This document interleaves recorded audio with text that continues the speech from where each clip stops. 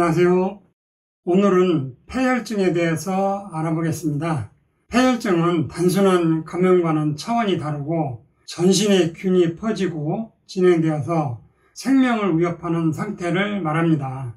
병리학적으로는 감염에 의해서 유발된 면역 시스템의 과도한 반응으로 인해 우리 몸의 조직과 장기까지 손상되는 현상이고, 그 결과로 다발성 장기부전이나 쇼크로 이어질 수 있습니다.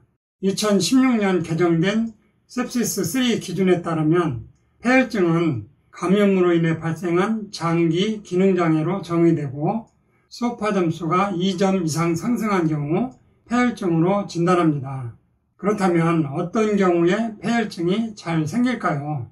가장 흔한 원인은 폐렴, 요로감염, 복강내 감염, 피부나 연부조직 감염인데요. 예를 들어 고령자의 폐렴과 카테터 같은 요관을 사용하는 환자의 요로감염, 흉수염이나 장천공에 의한 복막염은 폐혈증으로 빠르게 악화될 수 있는 대표적 상황입니다.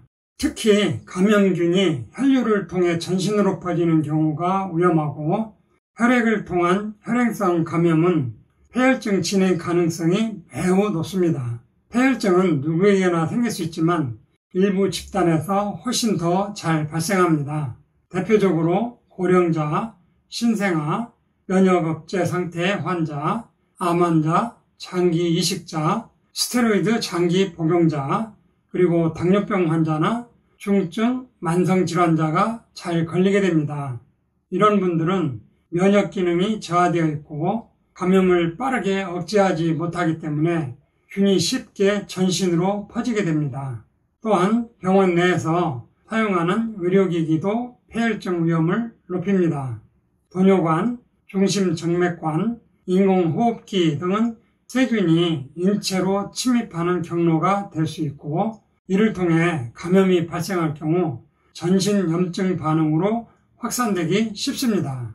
병리학적으로는 감염균에 의해 활성화된 면역세포들이 과도한 사이토카인을 분비하게 되고, 이로 인해 혈관이 확장되고 모세혈관 투과성이 증가하고 혈류 분포 이상이 나타납니다.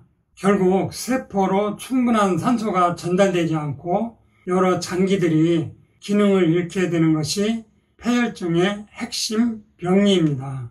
심한 경우 폐혈성 쇼크로 진행되어 저혈압이 지속되고 사망률이 급격히 증가하게 됩니다. 실제 임상에서는 다음과 같은 경우 폐혈증이 자주 발생합니다.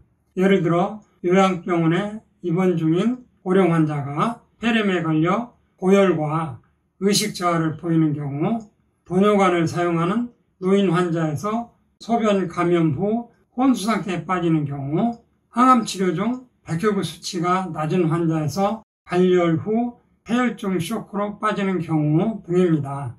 이런 사례들은 모두 감염 조절 실패와 면역 저하가 결합된 고위험 상황입니다. 결론적으로 폐혈증은 감염 그 자체보다도 우리 몸의 반응이 과도하게 작동하여 생명에 위협을 주는 상태입니다. 조기 인식과 치료가 생존을 좌우하고, 특히 면역이 약한 고위험군에서는 감염의 사소한 증상이라도 결코 가볍게 여겨선 안 됩니다. 예방과 조기 치료, 그리고 감염병에 대한 경각심이 폐혈증으로의 진행을 막는 가장 중요한 열쇠입니다. 따라서 도뇨관을 사용하거나 항암 중이거나 요양병원 입원한 상태거나 면역 저하자는 폐혈증을 예방하기 위해 유산균을 미리 쓰면 좋은데요. 절대로 생균 유산균을 쓰면 안 되고 오히려 더 위험하고요. 사균체 유산균을 쓰면 폐혈증 예방에 많은 도움이 됩니다. 사균체 제품에 대해서 궁금하시면 연락 주시면 자세히 답변 드리겠습니다. 오늘 내용은 여기서 마치겠습니다. 감사합니다.